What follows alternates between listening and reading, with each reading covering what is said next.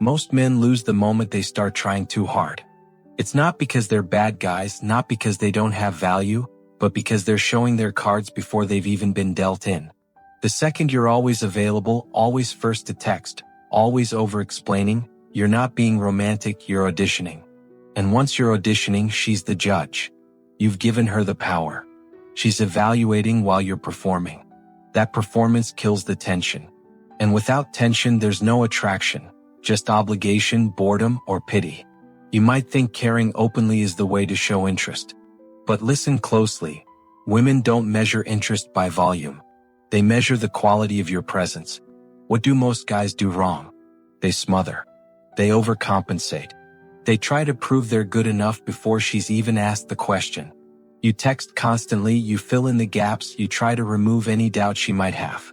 But in that overcorrection, you remove what actually draws her closer. Mystery, space, emotional strength. She doesn't tell you she feels less attracted. She just fades. Slower replies. Less energy. More, I've been busy. Because emotional overavailability doesn't feel authentic. It feels desperate. The irony is wild. The more effort you put in before connection is mutual, the less it works. The more valuable she should see you as, the more she steps back. Not because she's shallow. Because she's intuitive. She feels the imbalance before it becomes obvious. She senses that your energy is chasing rather than aligning. And instinctively that feels off. Feels heavy. You might think you're showing love, but she sees pressure. You're not saying, I care. You're saying, I need you to like me so I can feel okay. Need is loud. It doesn't whisper. It screams insecurity, fear, and lack of options. And here's the kicker. Your value isn't gone. It's just buried under your need to express it too soon. Most women can feel when a man has potential.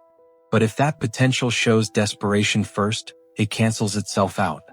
There's no pull, no edge, no polarity. You've become emotionally hired before the interview finished. And what does society teach men? Keep proving yourself. Keep trying. Keep showing sincerity. But the truth? Every time you do that before she's earned your effort, you lower your own stock. Because the man who needs to convince already lost the frame. It's not that you shouldn't care. It's that you shouldn't care first. Auditioning for someone before they've even shown up to the casting call isn't love. It's self-abandonment in disguise. And no woman wants a man who abandons himself for attention. She wants a man so rooted in self-respect that he never submits emotionally to the approval of someone he just met. That's the starting line. Hold your ground. Let your presence be earned. Not because you're distant, but because you're worth closing the gap for. Chasing is the fastest way to kill attraction. Not because effort is wrong, but because effort without leverage signals low value. When you pursue someone who hasn't invested equally, you're broadcasting desperation. You're telling her subconscious mind that you have nowhere else to be, no one else interested, nothing more important happening. That message lands instantly. She doesn't analyze it. She feels it. And what she feels is pressure, not desire. Think about what happens when you chase too hard. You text first constantly. You always initiate plans. You fill every silence with words. You become predictable, available, safe in the worst way. Safe doesn't create chemistry. Safe creates comfort without respect. She knows exactly where you stand because you've made it painfully obvious. There's no tension left. No wondering. No curiosity about your intentions. You've eliminated the unknown, and the unknown is where attraction breathes. Pursuit feels active, but it's actually reactive. You're responding to her pace instead of setting your own. You're adjusting your energy based on her availability. You're letting her lead the dynamic while pretending you're in control. Real masculine energy doesn't chase. It moves forward with purpose and allows others to join or fall behind. When you chase, you abandon that forward motion. You orbit instead of advance. And orbiting men never land anywhere meaningful. Women don't consciously decide to lose attraction when you pursue too aggressively. It happens beneath awareness. Her nervous system reads your urgency as weakness. Evolution programmed her to seek stability, strength, and selectiveness. When you chase relentlessly, you display the opposite. You show that your emotional state depends on her validation. You reveal that losing her would destabilize you. That dependency isn't romantic. It's a red flag wrapped in good intentions. The man who doesn't chase carries different energy entirely. He's not cold or distant. He's simply anchored in his own direction. His life has momentum independent of any specific woman. He enjoys connection without clinging to outcome. That centeredness creates natural magnetism. She senses he won't collapse if she leaves. She feels he has options even if he's choosing her. That security paradoxically makes her want to stay closer. Chasing also destroys your own self-respect over time. Every unreturned text chips away at your confidence. Every ignored effort makes you question your worth. You start performing harder hoping results will change. They won't, because the problem was never your effort level. The problem was directing effort towards someone who hadn't earned it yet. Investment should match investment. Anything else creates imbalance, and imbalance always corrects itself painfully. Stop confusing pursuit with interest. Interest is shown through presence, consistency, and quality engagement when together. Pursuit is anxious energy trying to lock down an outcome prematurely. One builds attraction gradually. The other suffocates it immediately. Learn the difference. Your future relationships depend on understanding that chasing pushes away exactly what you're trying to pull close. Stand still. Let her wonder. Let her come to you. Your emotional state should never depend on someone else's behavior. The moment your mood rises and falls based on her responses, you've handed over your power. She controls your happiness without even trying. One text makes you euphoric. Silence makes you spiral. That's not connection. That's emotional outsourcing. And outsourced emotions always cost you respect. Most men don't realize they're doing this. They think caring deeply shows commitment. But there's a difference between caring and depending. Caring means you value someone's presence in your life. Depending means you need their validation to function. One comes from strength. The other comes from emptiness disguised as love. Women sense this difference immediately. They feel when a man is complete versus when he's looking for completion through them. Emotional sovereignty means your core stays steady regardless of external chaos. She goes quiet for days. You remain focused on your mission. She sends mixed signals. You don't lose sleep analyzing every word. She pulls back unexpectedly. Your world keeps moving forward. This isn't about suppressing feelings or pretending you don't care. It's about building an internal foundation so solid that nothing external can shake it. When your worth comes from within, you stop seeking constant reassurance. You don't need her to text back quickly to feel valued. You don't need her enthusiasm to confirm your attractiveness. You don't need her consistency to prove you're enough. These validations become nice additions rather than desperate requirements. That shift changes everything about how you show up in relationships. Needy energy repels even when behavior seems perfect. You can say all the right things and still feel wrong to her. Because underneath your words lives an energy she can sense. Are you speaking from fullness or hunger? Are you giving from overflow or deficit? Are you present because you choose to be or because you're terrified of being alone? These questions answer themselves through your vibe before you ever open your mouth.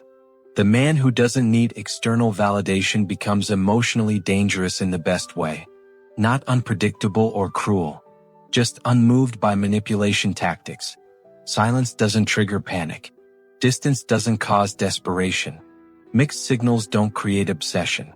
He observes behavior calmly and responds from logic rather than fear. That emotional immunity is incredibly rare and impossibly attractive. Building this sovereignty takes work. You must fill your life with purpose beyond relationships. Your body needs attention. Your career needs focus. Your friendships need investment. Your hobbies need time. When these areas thrive, romantic validation becomes less critical. You stop looking for women to complete you because you're already whole. This completeness creates natural magnetism. People gravitate toward those who don't need them. It sounds backwards but proves true repeatedly. When you're internally fulfilled, your presence feels lighter. There's no pressure, no hidden agenda, no desperation leaking through your actions. Just a grounded man enjoying life who might enjoy sharing it with someone equally grounded. That energy attracts effortlessly. Every woman tests the men she's interested in. This isn't manipulation or cruelty. It's biological programming running beneath conscious awareness. Her nervous system needs to know if you're solid. Can you handle pressure without cracking? Do you fold when things get uncomfortable? Will you abandon yourself just to keep her happy? These questions get answered through your reactions, not your words. Tests come in many forms. Sometimes she goes silent without explanation. Sometimes she cancels plans last minute. Sometimes she says something provocative just to see how you respond. Sometimes she pulls back affection to measure your reaction. None of this means she's losing interest necessarily. She's gathering data. She's checking if your frame holds or collapses under minimal pressure. Most men fail these tests without realizing tests exist. She doesn't text back for hours. He sends another message asking if everything's okay. She gives a short response. He writes paragraphs trying to reignite conversation. She creates small distance. He panics and closes it immediately with over-explanation. Every failure reveals the same thing. His stability depends on her engagement.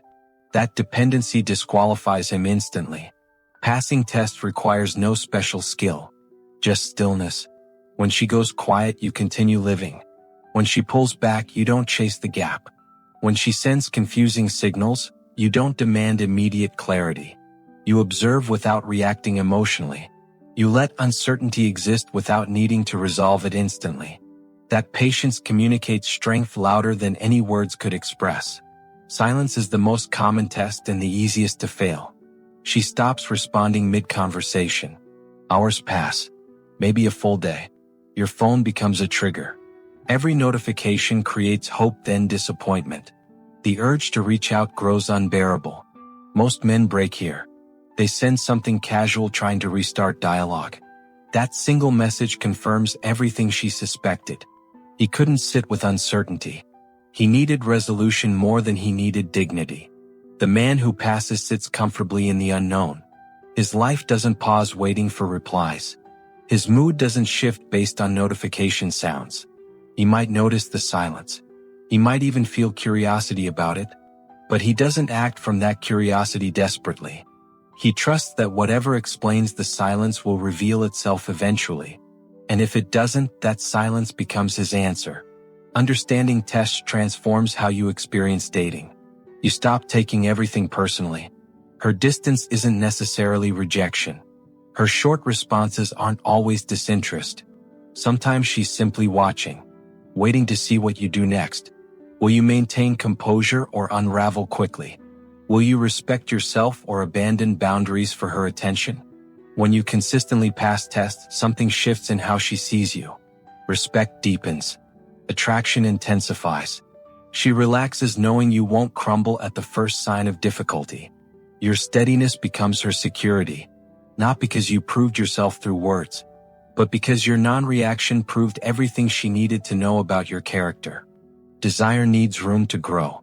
When you're constantly present, always available, forever filling every gap with attention, you eliminate the space attraction requires. She can't miss what never leaves. She can't crave what's always there. You think more contact builds connection. Reality proves the opposite.